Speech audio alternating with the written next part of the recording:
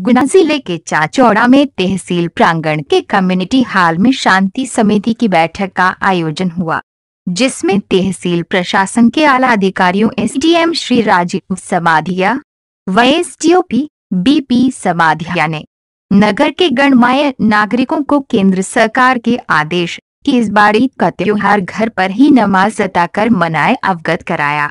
बैठक में कोरोना आपदा से सुरक्षा के उपायों पर व गेहूं खरीदी केंद्रों की अनियमितताओं पर भी चर्चा हुई।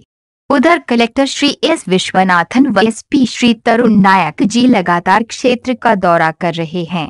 आज दोनों अधिकारियों ने पाखरियापुरा टोल प्लाजा व कई गेहूं उपार्जन केंद्रों का निरीक्षण कर जरूरी आदेश दिए। बीनागंज से आर के शर्मा की रिपोर्ट। बंद है और बैंड बाजे वगैरह किसी की चल नहीं पा रहा है और उनका एक सीजन होता है फिक्स, वो सीजन भी आगे अब मिलने की संभावना नहीं है। तो उनको और जो कुछ ऐसे मंदिर के पुजारी हैं जिनके पास सरकारी नेमनूक नहीं मिलता है या शासकीय ज़मीन नहीं लगी है, छोटे मंदिर हैं जिनके जीवन यापन मंदिर के चढ़ावे पे ही डिपेंड था, तो चूँकि मंदिर भी बंद है, कोई चढ़ावा नहीं आ रहा है, ऐसे लोग और कुछ लोग जो टिक्की या ठेला लगाते थे जिनको अलाउ नहीं किया गया लॉकडाउन में, वो लोग और कुछ लोग अगर टैक्सी वाले जिनकी टैक्सी नहीं चल रही हैं, क्योंकि अभी ज़्यादातर लोगों को चलने लगी है। इस प्रकार से 4-5 कैटेगरी के लोग हमने चिन्हित किए हैं और कुछ ऐसे लोग जो बिल्कुल जिनके घर में कोई कमाने वाला था या किसी कारण से वो किसी के साथ बीमार हो गया, दुर्घटना हो गई, कुछ बात हो गई, आज उनके घर में कोई ऐसा व्यवस्था नहीं है कि खाने की व्यवस्था हो जाए। क्योंकि राशन की दुकान से आपको गेहूँ चावल मिल जाता है कई लोगों को, पर बाकी इन लोगों को गेहूँ चावल से काम नहीं चलता है।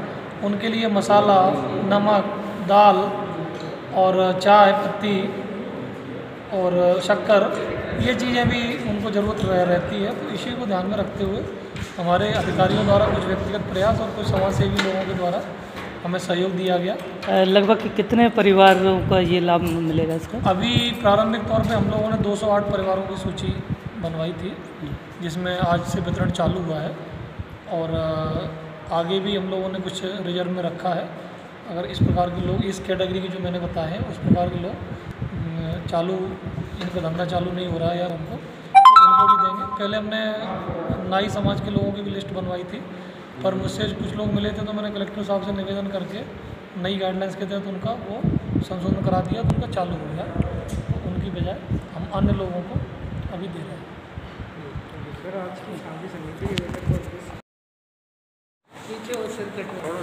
ये जो अभी बीनागंज में ये पूरा मार्केट खोल दिया गया है जी, तो इससे खतरे की संभावना ज़्यादा है ना कि मतलब सोशल डिस्टेंसिंग का पालन हो रहा, और वाहनों पर भी 3-3 व्यक्ति मोटरसाइकिल पे जा रहा है और मतलब दुकानों पे भी काफ़ी भीड़ें हो रही है।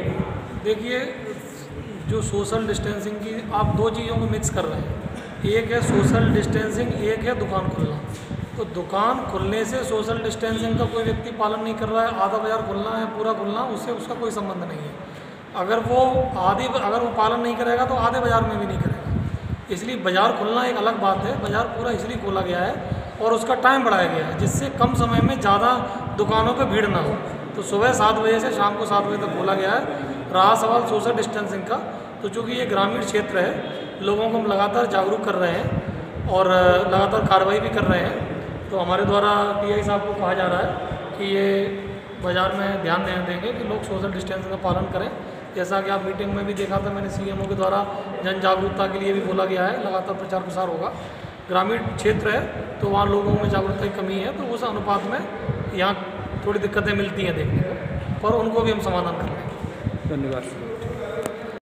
कोरोना को लेके भी थे, तो अभी पाखरियापुरा में जो अपना टोल है वहाँ पे एक कर्मचारी संक्रमित पाया गया था पॉजिटिव आने से, तो वहाँ के करीब 120 लोगों को क्वारंटाइन किया गया है।